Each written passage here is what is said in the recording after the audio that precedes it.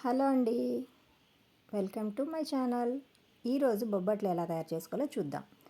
దీనికోసం ముందుగా ఒక బౌల్ తీసుకొని అందులో ఒక కప్పు మైదాకి 2 కప్పులు గోధుమ పిండి వేసుకోవాలి. నేను చెప్పే విధానంలో బొబ్బట్లు చేసుకుంటే 3 డేస్ వరకు స్టోర్ అవుతాయండి.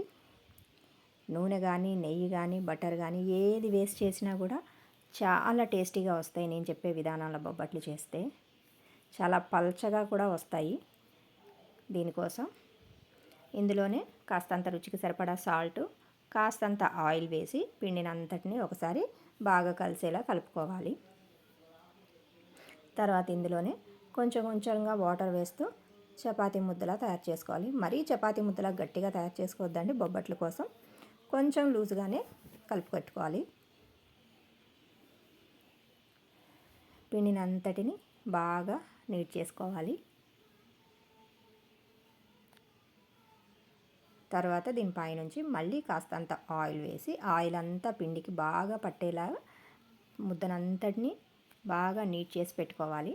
నేను వీడియోలో చూపిస్తున్న విధంగా నీట్ చేసుకోండి. కన్సిస్టెన్సీ మాత్రం కాస్తంత జారుగానే ఉండాలండి.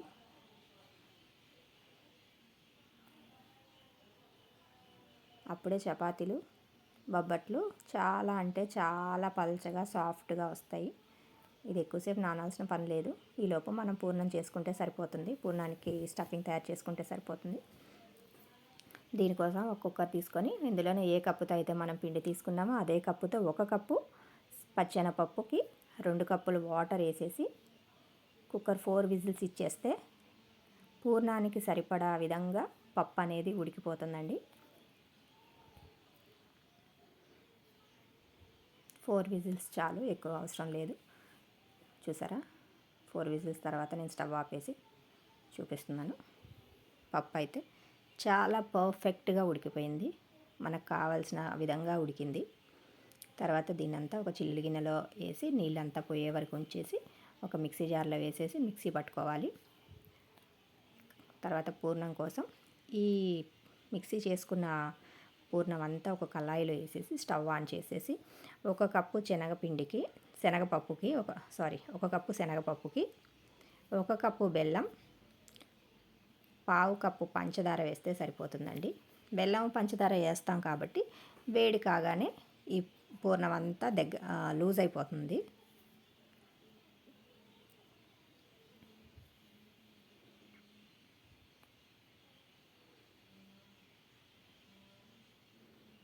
బెల్లం పంచదార పాకంలో పప్పు ఉడకడం వల్ల చాలా అంటే చాలా టేస్ట్ వస్తుంది. పంచదార వేయటం వల్ల తినేటప్పుడు కూడా మనకి పిండి పిండిగా తగులుతుంది బొబ్బట్టు అనేది. ఇందులోనే ఒక చెంచా నెయ్యి వేసుకొని తర్వాత కాస్తంత ఇలాచీ ఫ్లేవర్ కోసం వేసుకొని కొంచెం జారుగా ఉన్నప్పుడే ప్యాన్ నుంచి సపరేట్ అయిపోయే టైంలో స్టవ్ ఆపేసుకోవాలి. వేడిగా ఉన్నప్పుడు కాస్త జారుగానే ఉంటుందండి. చల్లారిన తర్వాత మాత్రం మనకి చేతికి అంటుకోకుండా గట్టిపడుతుంది. చూసారా, వేడిగా ఉన్నప్పుడు కాస్త జారుగా ఉంది. చల్లారిన తర్వాత చూసారా, మనకు కావాల్సిన కన్సిస్టెన్సీ వచ్చేసింది. చేతికి కూడా అంటుకోదు. వీటిని అన్నిటినీ చిన్న చిన్న బాల్స్గా ఒకటే సైజులో చేసి పక్కన పెట్టుకోవాలి. పూర్ణంలో ఎలాగో నెయ్యి వేస్తాం కాబట్టి చేసేటప్పుడు ఎలాంటి నెయ్యి అప్లై చేయాల్సిన అవసరం లేదు. చేతికి కూడా ఏం అంటుకోదు పూర్ణం.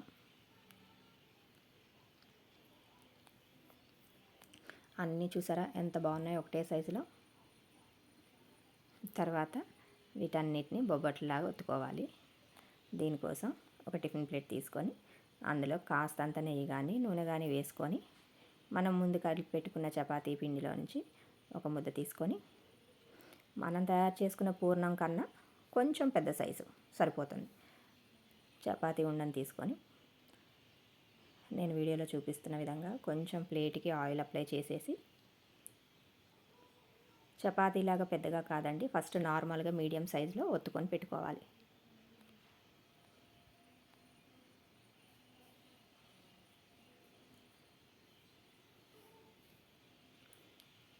దీంట్లోనే మనం ఫస్ట్ తయారు చేసిన పూర్ణం ఇలా ఒత్తి పెట్టుకున్న చపాతీలోనే పెట్టి వీడియోలో చూపిస్తున్న విధంగా పూర్ణం మొత్తం కవర్ అయ్యేలా చపాతీని దగ్గర తెచ్చుకోవాలి.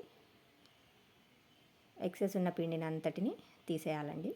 ఇలా తీసేస్తేనే పూర్ణం బాగుంటుంది. అందులో బొబ్బట్టు చాలా పలచగా వస్తుంది. తర్వాత దీన్ని అంతటిని కాస్త నెయ్యి కానీ ఆయిల్ కానీ అప్లై చేసి పలచగా స్ప్రెడ్ చేసుకోవాలి. పూరి ప్రెస్తో కానీ స్ప్రెడ్ చేసుకోవచ్చు, లేదా చేత్తోనే ఇది మొత్తం వెడల్పుగా స్ప్రెడ్ చేసుకోవచ్చు. లేదు అంటే పైన ఒక పేపరు ట్రాన్స్పరెంట్ కవర్ అప్లై పెట్టేసి చపాతీ కర్రతో కూడా రోల్ చేసుకోవచ్చు. నేనైతే ఇక్కడ చపాతీ కర్ర యూజ్ చేశానండి.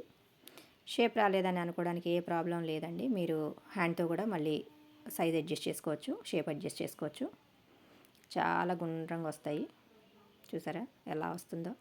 ఎందుకంటే మనం తయారు చేసుకున్న చపాతీ ముద్ద అలాగే పూర్ణం కూడా జారుగానే కలిపి పెట్టుకున్నాం కాబట్టి చాలా రౌండ్గా వస్తాయి బొబ్బట్లు. ఈ తర్వాత తయారు చేసుకున్న బొబ్బట్లు అన్నిటిని ఒక్కొక్కటిగా పెనం మీద వేసుకొని కాల్చుకోవటమే. దానికోసం స్టవ్ ఆన్ చేసి పెనం పెట్టేసి పెనం వేడొచ్చాక కాస్తంత నెయ్యి కానీ ఆయిల్ కానీ మీ ఇష్టం ఏదన్నా వేసుకోవచ్చు. బొబ్బట్లు వేసేసి కాల్చుకోవటమే. నేనైతే ఇక్కడ నెయ్యితో చేశాను, బటర్తో చేశాను, అలాగే ఆయిల్తో చేశాను. దేంతో చేసినా కూడా టేస్ట్ అయితే ఎలాంటి చేంజ్ ఉండదండి. ఎందుకంటే నేను చెప్పిన కొలతలతో నేను చెప్పిన విధానంలో మీరు పిండి పూర్ణం రెండు కలిపి పెట్టుకుని తయారు చేసుకుంటే బొబ్బట్లు 3 days వరకు ఫ్రెష్గా ఉంటాయి. అలాగే పేపర్లా వస్తాయి. టేస్ట్లో మాత్రం ఎలాంటి చేంజ్ ఉండదండి.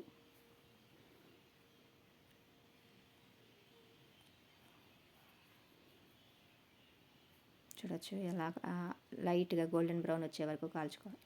పైన కొంచెం బటర్ వేసేసి నేను కాల్చాను. కొన్ని అయితే నెయ్యితో కాల్చాను, ఇంకొన్ని అయితే ఆయిల్తో కూడా కాల్చాను.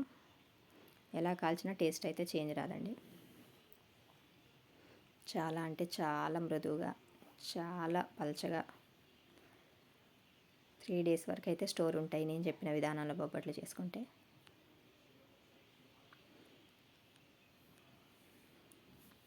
ఎలాంటి విరగటాలు పగుళ్ళు కూడా రావండి. వీటన్నిటిని ఒకటి బౌల్లో వేసి కాల్చేటప్పుడే మూత పెట్టద్దు.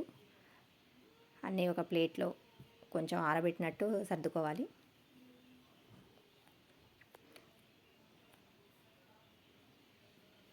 చూసారా బొబ్బట్లు ఎంత ట్రాన్స్పరెంట్గా చూస్తుంటేనే అర్థమవుతుంది మీకు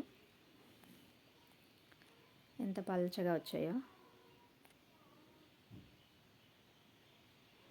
స్మూత్గా పేపర్లా ఉన్నాయి. అంతే, వేడి వేడి నేతి బొబ్బట్లు రెడీ.